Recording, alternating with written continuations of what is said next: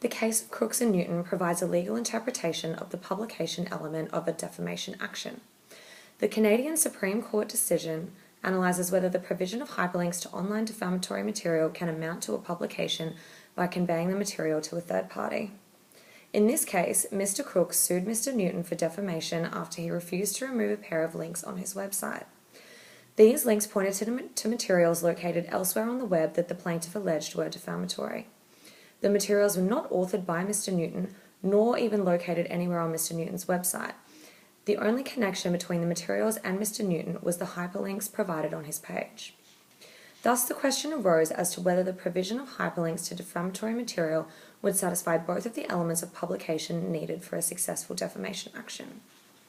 To prove the publication element of defamation, a plaintiff must establish that the defendant has, by any act, conveyed defamatory meaning to a single third party who has received it. The traditional interpretation of publication does not consider the form and manner in which the defendant's act takes for the content to reach the third party. However, the majority of the court found that serious complications in applying this traditional rule in the context of hyperlinks which would create a presumption of liability for all hyperlinkers. The majority found that hyperlinks are, in essence, references, which are fundamentally different from other acts of publication.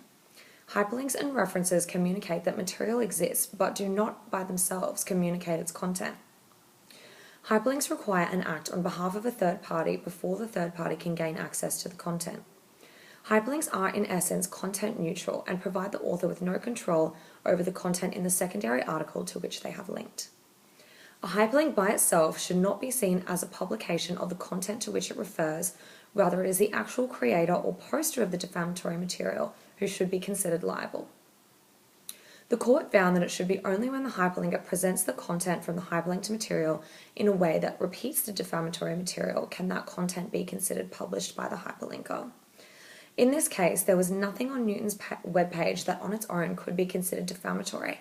Therefore, the use of the hyperlink on his page cannot amount to a publication even if the hyperlink is followed by a third party.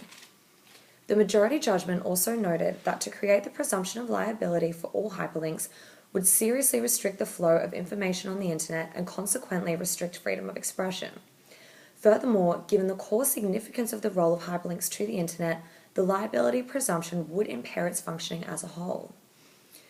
Chief Justice McLaughlin and Justice Fish provided a slightly different interpretation of hyperlinks amounting to publication. Although they substantially agreed with the reasons of the majority, they added that where the text that includes the hyperlinks constitutes an adoption or an endorsement of the specific content that it links to, then the hyperlink should constitute a publication.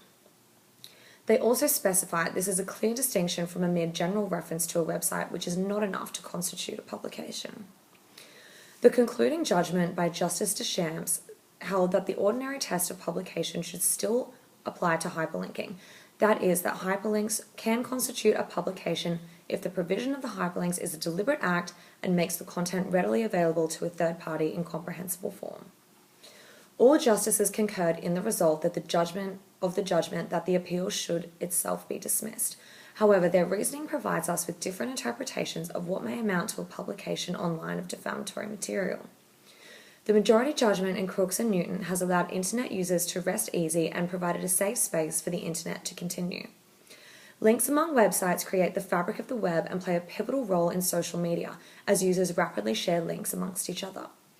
The threat of liability for the mere posting of a link would unnecessarily chill the further development of online media and social spaces and consequently restrict freedom of expression.